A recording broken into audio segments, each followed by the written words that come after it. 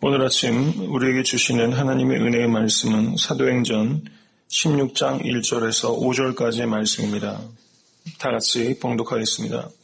바울이 더베와 루스드라에도 이름에 거기 디모데라 하는 제자가 있으니 그 모치는 믿는 유대 여자여 부치는 헬라인이라. 디모데는 루스드라와 이고니온에 있는 형제들에게 칭찬받는 자니 바울이 그를 데리고 떠나고자 할새 그 지경에 있는 유대인을 인하여 그를 데려다가 할례를 행하니 이는 그 사람들이 그의 부치는 헬라인인 줄 다 알미러라. 여러 성으로 다녀갈 때에 예루살렘에 있는 사도와 장로들의 작정한 규례를 저희에게 주어 지키게 하니 이에 여러 교회가 믿음이 더 굳어지고 수가 날마다 더하니라. 아멘. 이제 그 사도 바울의 두 번째 선교 여행이 본격적인 막이 오르게 된 것입니다. 근데 1차 선교 여행과는 그 조금 다른 루트로 많이 다르다고 할 수 있겠습니다. 그 선교 여행이 진행되고 있는데요. 먼저 1차 선교 여행의 여정을 잠깐 우리가 한번 되돌아볼 수 있기를 원합니다. 1차 선교 여행은 그 안디옥에서 출발해서 13장 4절을 보시면 그 실루기아로 갑니다. 그리고 13장 4절에 보시면 실루기아에서 떠나서 구브로 섬으로 가게 되죠. 한번 제가 말씀드리는 대로 좀 따라오시기 바랍니다. 그리고 13장 5절을 보시면 살람이라는 곳에 도착하게 됩니다. 그래서 그 섬 동편에서 구브로 섬 동편에서 서편으로 가서 바보에 가게 됩니다. 바보. 거기서 유대 총독 서기오 바울이 회심하게 됩니다. 그리고 13장 13절을 보시면 밤빌리아의 버가에 도착합니다. 13장 13절. 그런데 그때 사도 바울이 아마도 풍토병에 걸려서 이 버가에서는 그 해안지대, 저지대이기 때문에 이곳을 속히 떠나서 올라가게 됩니다. 그래서 버가에서는 복음 전도가 없었습니다. 그래서 13장 14절을 보시면 비시디아 안디옥에 이르게 됩니다.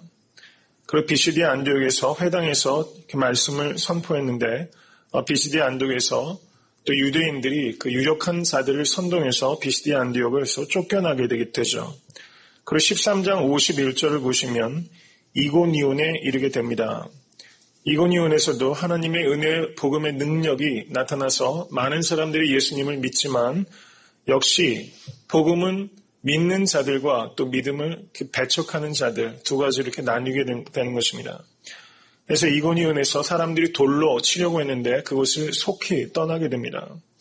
14장 6절을 보시기 바랍니다. 14장 6절은 루스드라에 이르게 됩니다. 거기에서 나면서부터 안진병이었던 사람을 고치게 됩니다.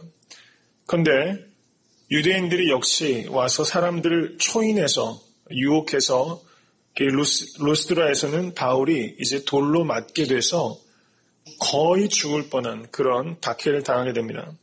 그리고 14장 20절을 보면 더베에 이르게 되는 것이죠. 그래서 1차 선교 여행이 마지막 종착지가 어디였습니까? 더베까지 갔던 것입니다. 더베.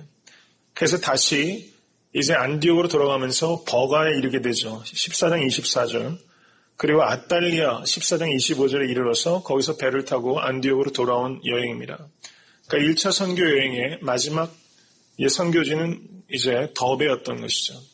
그런데 2차 선교 여행은 지금 어디서부터 먼저 갑니까? 16장 1절. 그 육로를 통해서 더베에 먼저 가게 되는 것이죠. 1차 선교 여행에서 가장 마지막 선교의 종착지였던 더베를 2차 선교 여행에서는 가장 먼저 질리는 도시가 된다는 것이죠. 이것도 참 일리가 있는 것 같아요.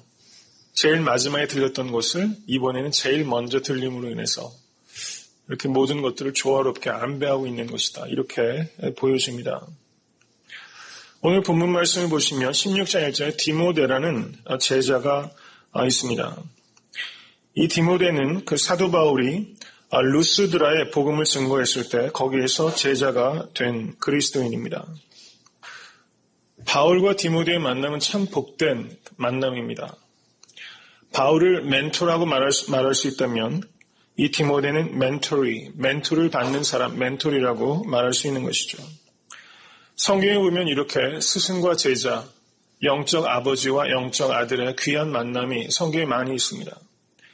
대표적으로 보시면 모세와 여호수아의 관계가 참 아름다운 멘토와 멘토리의 관계라고 할 수 있습니다. 엘리야와 엘리사 역시 참 귀한 만남이죠. 이름도 비슷하니까 더 친근감이 좀 있었을 것 같아요. 멘토와 멘토리. 그리고 바나바와 바울도 참 좋은 하모니를 가지고 있었습니다. 역시 멘토와 멘토리의 관계입니다. 그리고 바울과 오늘 본문에 디모데가 있고 바울과 디도의 관계 역시 참으로 아름다운 멘토와 멘토리의 관계입니다. 어저께 제가 새벽 예배를 마치고 그 김용배 집사님하고 라 마들리라는 곳에서 아침 식사를 이렇게 하면서 커피 마시면서 좋은 대화를 나누고 있었는데 그때 마침 경문 형제, 은정 자매 그리고 그 새 아들이 딱 들어와가지고 너무 반갑더라고요. 그래서 식사하면서 이런저런 이야기를 교제했는데 꽤 오랜 시간 그 대화를 했습니다. 근데 경문 형제 저희 교회 오시기 전에 그런 기도를 했다는 거예요. 그러니까 본인보다 한 2살 정도 많은 그 목회자를 만나서 평생토록 형하고 아우처럼 그렇게 지내는 관계가 됐으면 좋겠다. 그런 기도했는데 저하고 경무 형제랑 2살 차이입니다. 그래서 신앙생활한 지 몇 년 안 되시는데 그런 기도를 할 수가 있구나. 그래서 평생 가는 그런 하나님의 역사하심이 어떨지 모르지만 어디에 있든지 간에 평생 어느 곳에 있든지 이렇게 멘토와 멘토리로 이렇게 관계할 수 있잖아요. 그래서 기도의 내용이 참 좋다. 그런 얘기 들었어요. 생각이 들었어요. 어저께 여기서 김용배 집사님과 같이 차를 타고 가면서 김용배 집사님이 그런 얘기 하더라고요. 나도 옛날에 저렇게 열정적인 그런 신앙의 모습이 있었는데 김용배 집사님 하나님 참 사랑하는 사람입니다. 그렇지만 어제 손경문 형제 얘기하는 거 듣고서 김 집사님이 참 마음에 느껴진 게 참 많았던 모양이에요. 그래서 그런 기도의 응답으로 또 저와 이렇게 만나게 되어서 참 기쁘다 이런 생각이 들면서 오늘 본문에 이 바울과 디모데의 관계와 같은 그런 관계가 그 저하고 경문 형제가 되면 참 좋겠다 그런 생각을 했습니다. 교회에 이 나이도 조금 이렇게 연관이 좀 있는 것 같아요. 한국 사람들이 나이 아무래도 좀 중요하고 그래서 특별히 저보다 이제 교회에서 이렇게 물론 영적인 스승과 제자 나이가 뭐 큰 이슈는 아니죠. 그런데 비슷한 연배에서 비슷한 시대를 산 이런 사람들과 저하고 이렇게 좀 좋은 멘토와 멘토리가 돼서 아주 오래도록 좀 하나님 나라 영광을 위해서 헌신하면 참 좋겠다 그런 생각이 들었는데 또 그런 기도의 응답으로 저와 그 경우 형제 만난 거 참 익사이딩합니다. 너무 감사하고 그래서 저는 여러분과 그 멘토와 멘토리의 관계가 오늘 성경 본문에도 한 5가지 예를 들었지만 저는 여러분들이 엘리야가 되시고 엘리사를 또 키우시고 또 혹은 여러분들이 엘리사가 되시고 또 디모데의 어머니가 누구입니까? 유니게 외 조모가 로이스입니다. 유니게와 로이스의 만남은 참 아름답지 않습니까? 그래서 저는 아까 예배를 준비하면서 우리 교회 유니게 기도 모임 이러면 참 좋을 것 같아요. 우리 자녀들을 위해서 이름을 질 때 유니게 기도 모임 하면 그 자녀들을 위한 그 기도 모임이잖아요. 저희가 이제 교육부서가 생기고 이렇게 되면 조만간에 기도 모임도 많이 이제 교회에서 중보 기도 모임이 생길 텐데 유니게 기도 모임 참 괜찮죠. 네. 그래서 이런 좋은 만남들, 그래서 여러분들 평생의 삶에 이렇게 좋은 멘토가 되시고 또 좋은 멘토리가 되셔서 잘 배우시고 잘 양육하시는 그런 복이 여러분들에게 있게 되기를 간절히 축원합니다. 사도 바울은 이 디모데를 이야기하면서 아들이라는 표현을 참 많이 했어요. 고린도전서 4장 17절을 한번 보시기 바랍니다. 다 같이 한번 읽겠습니다. 이를 인하여 내가 주 안에서 내 사랑하고 신실한 아들 디모데를 너희에게 보내었노니 저가 너희로 하여금 그리스도 예수 안에서 나의 행사 곧 내가 각 교회에서 가르치는 것을 생각나게 하리라. 아멘. 내 사랑하고 신실한 아들 이렇게 그 디모데를 표현하면서 저가 나를 생각나게 하리라 이렇게 말했던 것이죠. 우리가 하나님의 사랑하고 신실한 아들과 딸이 되실 수 있게 되기를 간절히 축원합니다. 디모데가 바울을 생각나게 하는 것처럼 여러분들이 어디에 가서 무슨 말을 하고 무슨 삶을 사시더라도 하나님 아버지를 생각나게 하는 삶 이게 바로 아들과 딸의 삶이라는 것이죠. 디모데전서 1장 2절에서도 믿음 안에서 참 아들된 디모데에게 편지하노니 디모데 후서 1장 2절에서도 사랑하는 아들 디모데에게 편지하느니 이렇게 편지말을 시작하고 있습니다. 사랑한다는 말 한국 사람 잘 못하고 경상도 남자는 더 못한다고 뭐 이런 얘기 하지만 우리가 여러분들 육신의 자녀들에게 사랑하는 믿음 안에서 참 아들 된 누구누구에게 믿음 안에서 참 손자 된 하율에게 그렇죠? 믿음 안에서 참 손녀 된 인선에게 이런 편지 좀 많이 좀 적어주세요. 참 좋을 것 같아요. 믿음 안에서 참 아들 된 사랑하는 아들 디모데에게 편지하노니 이렇게 실제 자녀들에게 손주 손녀들에게 편지도 좀 보내시고 또 여러분들께서 멘토가 되셔서 멘토에게 이렇게 좀 표현하시는 게 참 중요하다 이런 생각이 듭니다. 늘 사랑하는 아들이라고 표현해 주는 겁니다. 그래서 기독교 교육의 그 핵심은 제가 여러 차례 말씀드렸지만 기독교 교육, 참교육은 두 마디로 요약할 수 있대요. I still trust you. I still love you. 이 두 가지 말을 해주면 자녀들은 바로 잘한다는 겁니다. 나는 너를 아직도 믿고 있다. 아직도 너를 사랑한다. 이 말이 자녀들을 정말 바르게 양육하는 진짜 해와 그리고 비가 된다는 것이죠. 이런 말씀을 늘 하시고 비단 자녀들뿐만 아니라 주변 분들에게 I still trust you. I still love you. 이렇게 말씀하시는 여러분과 제가 될 수 있게 되기를 간절히 바랍니다. 고린도 후서 골로새서 1장 1절과 2절을 한번 보시기 바랍니다. 골로새서 1장 1절과 2절.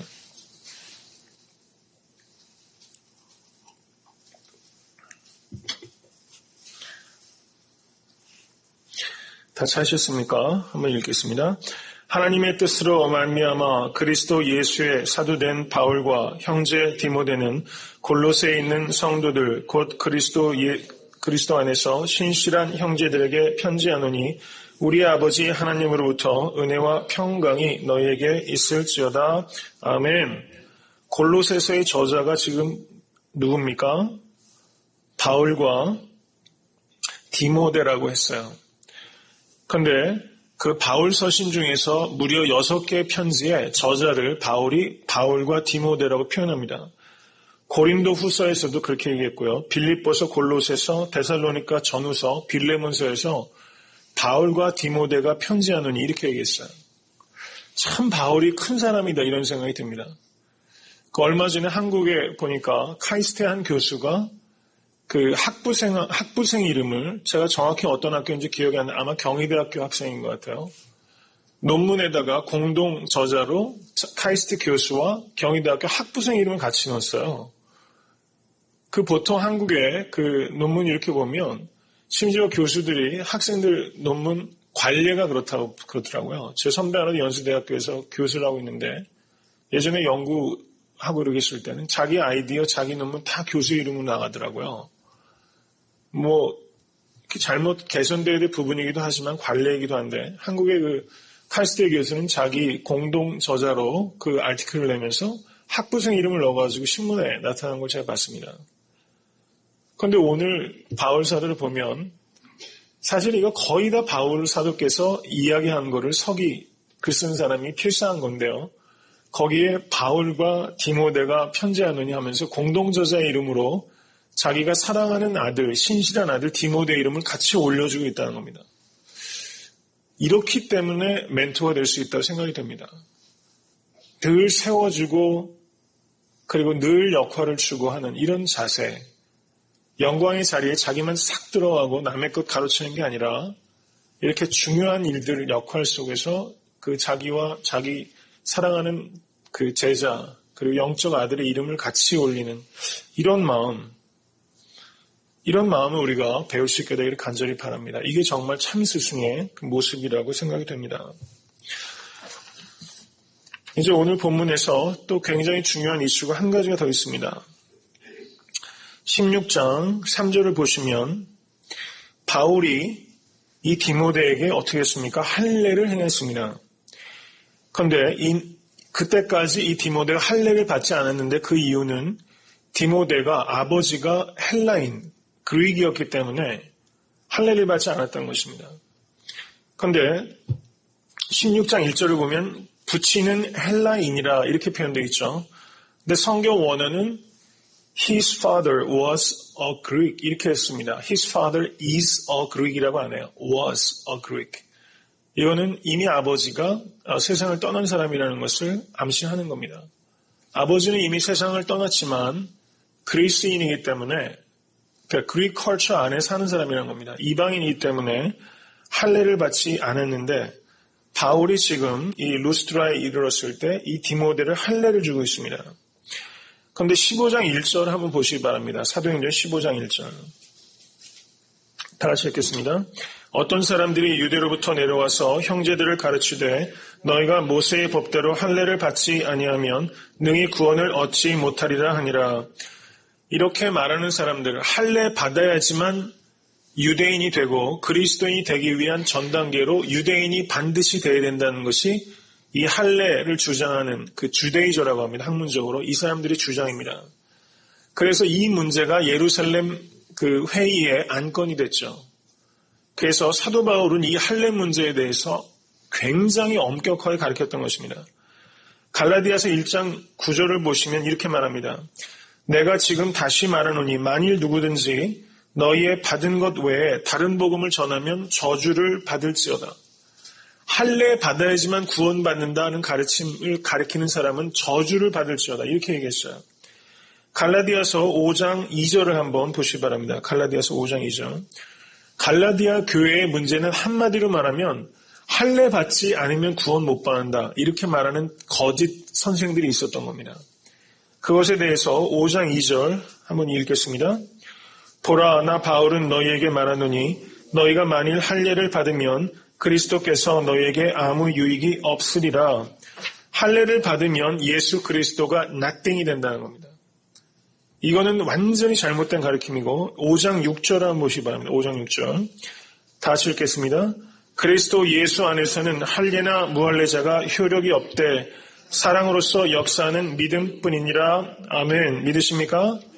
이것이 갈라디아 교인들에게 주는 핵심적인 가르침입니다. 5장 6절.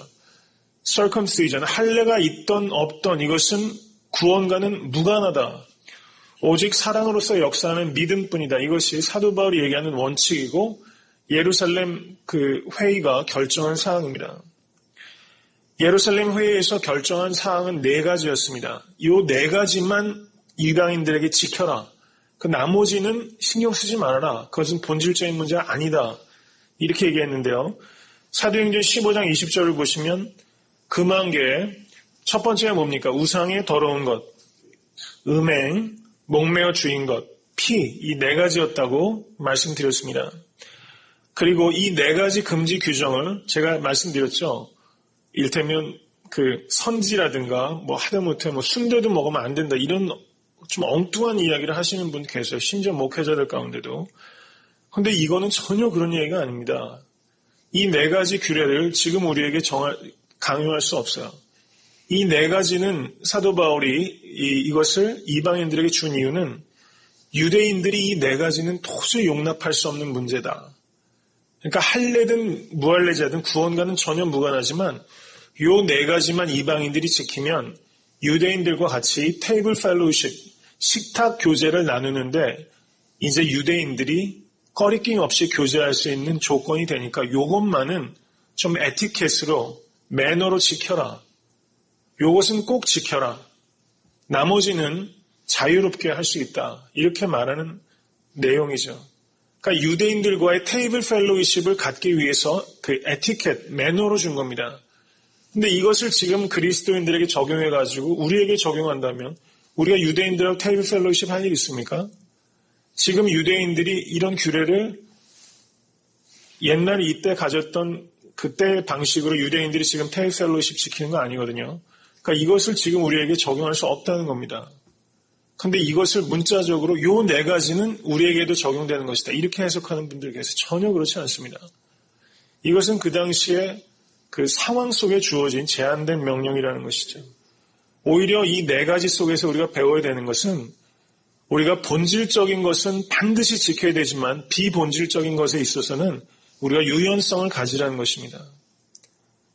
우리가 양보하고 배려해서 다른 사람과 교제하는데, 교제를 만드는데 피스메이커로 역할하는 차원에서 이 4가지가 주어진 것이지 이것을 문자적으로 네 가지 지키라는 뜻이 결코 아니라는 것입니다. 여기에서 제가 지금 요 얘기를 드리는 이유는 사도 바울이 디모데에게 할례를 한 것이 바로 이런 의미라는 것입니다. 할례는 무할례든 할례든 구원과는 전혀 무관하다 라고 얘기한 바울이 여기서 디모데에게 할례를 주고 있으니 바울이 일관성이 없게 보이지 않습니까? 그래서 사람들이 바울을 공격하는 겁니다. 할례를 받아야지만 구원받는 자들에게 저주까지 했던 당신이 지금 디모데에게 할례를 줍니까? 당신은 아침과 저녁이 다릅니까? 이렇게 공격받는 거예요. 그런데 바울이 지금 여기서 얘기하는 핵심은 바울의 어머니가 누굽니까? 믿는 유대인입니다. 유대인들은 그 모계가 유대인이면 유대인이에요. 지금 바울이 디모데에게 할례를 준 이유는 디모데가 유대인이기 때문에 할례를 준 겁니다. 근데 디도라는 제자가 있습니다. 디도 갈라디아서 2장에 언급되어 있습니다. 예루살렘에 이 디도를 데리고 갔을 때 사람들이 이 디도에게 할례를 주라고 막 강요한 거예요. 근데 바울이 디도에게 할례를 주지 않았습니다. 왜냐하면 디도는 이방인이기 때문입니다. 그래서 여기서 바울이 디모데에게 할례를 준 것은 유대인이기 때문에 할례를 준 것이지 구원을 받기 위한 조건으로서 할례를 디모데에게 준 게 아니라는 거예요. 그러니까 디모데에게 할례를 준 것은 사도행전 15장 20절의 네 가지 조건, 그것을 지키면 유대인들에게 복음 전도하는데 유리한 면이 있기 때문에 디모데 너는 유대인이기 때문에 할례를 받으면 유대인에게 복음 증거할 때 그것이 스무스하다는 겁니다. 이런 맥락에서 디모데에게 할례를 준 거예요. 이것을 우리가 이해하는 게 대단히 중요합니다. 고린도 전서 9장 19절에서 23절 말씀 한번 보시겠습니다. 고린도 전서 9장 19절에서 23절. 다 같이 읽겠습니다. 내가 모든 사람에게 자유하였으나 스스로 모든 사람에게 종이 된 것은 더 많은 사람을 얻고자 함이라. 유대인들에게는 내가 유대인과 같이 된 것은 유대인들을 얻고자 하며 율법 아래 있는 자들에게는 내가 율법 아래 있지 아니하나 율법 아래 있는 자 같이 된 것은 율법 아래 있는 자들을 얻고자 하며 율법 없는 자에게는 내가 하나님께는 율법 없는 자가 아니요 도리어 그리스도의 율법 아래 있는 자나 율법 없는 자와 같이 된 것은 율법 없는 자들을 얻고자 함이라. 약한 자들에게는 내가 약한 자와 같이 된 것은 약한 자들을 얻고자 하며 여러 사람에게 내가 여러 모양이 된 것은 아무쪼록 몇몇 사람들을 구원코자 함이니 내가 복음을 위하여 모든 것을 행함은 복음에 참여하고자 함이라. 아멘. 사도 바울이 똑같은 제자 디모데에게 할례를 준 것은 디모데 유대인에게 유대인은 얻고자 하며 디도 이방인에게 할례를 주지 아니한 것은 율법이 없는 자들을 얻고자 하는 마음에서 이렇게 한 것입니다. 예수께서 인간의 몸을 입으신 것이 바로 우리를 구원하시기 위한 것이죠. 이게 바로 성육신의 정신인 것입니다. 이제 말씀을 요약해서 한 가지로 이제 말씀을 드리겠습니다. 예루살렘 회의는 두 가지 원칙을 세운 겁니다. 오직 구원은 은혜를 믿음으로 말미암아 얻는 것이다. 할례는 필요하지 않다. 율법은 구원을 얻기 위해서 준 것이 아니다. 그리스도께로 인도하기 위한 몽학선생으로 율법을 준 것이다. 오직 은혜를 믿음으로 구원을 얻는다. 이것을 확립한 게 예루살렘 회의의 결정입니다. 두 번째 결정은 유대인들에게 꺼리낌이 되지 않기 위해서 이 네 가지만을 배려하라. 그래서 예루살렘 회의의 승리는 바로 복음의 승리고 사랑의 승리입니다. 이 두 가지예요. 복음의 승리는 본질적인 거라면 사랑의 승리는 비본질적인 거라고 이해할 수 있습니다. 종교개혁자 루터가 이 바울을 평하면서, 평이라는 게 좀 뭐하지만 바울을 예찬하면서 이렇게 말했습니다. 바울은 믿음에서 강하고 사랑에서 부드러웠다. 따라서 믿음에 관해서는 우리는 불굴의 존재가 되어야 하고 할 수만 있다면 철석보다 더 단단해야 한다. 그러나 마음을 울리는 사랑에 관해서는 우리는 부드럽고 갈대나 바람에 흔들리는 잎새보다 더 유연하며 모든 것에 양보할 준비가 되어 있어야 한다. 그 어메이징 그레이스를 작사한 그 존 뉴턴, 노예상인이었던 목사님이 또 이 바울에 대해서 이렇게 말했습니다. 바울은 비본질적인 것에 대해서는 갈대였으며 본질적인 것들에 대해서는 철기둥이었다. 참 귀한 말입니다. 전 여러분과 제가 이렇게 되길 원합니다.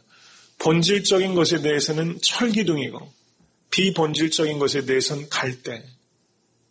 이걸 외우세요. 본질에 대해서는 철기둥이요. 비본질에 대해서는 갈대입니다. 근데 우리가 비본질적인 것은 철기둥이고 본질은 갈대예요. 교회에서 일어나는 일들도 그렇고 사회 돌아가는 거 보면 그렇습니다. 그래서 문제인 거거든요. 여러분과 그리고 애틀랜타 섬기는 교회가 저가 본질에 있어서는 철기둥이고 비본질에 대해서는 갈대가 될 수 있게 되길 간절히 바랍니다.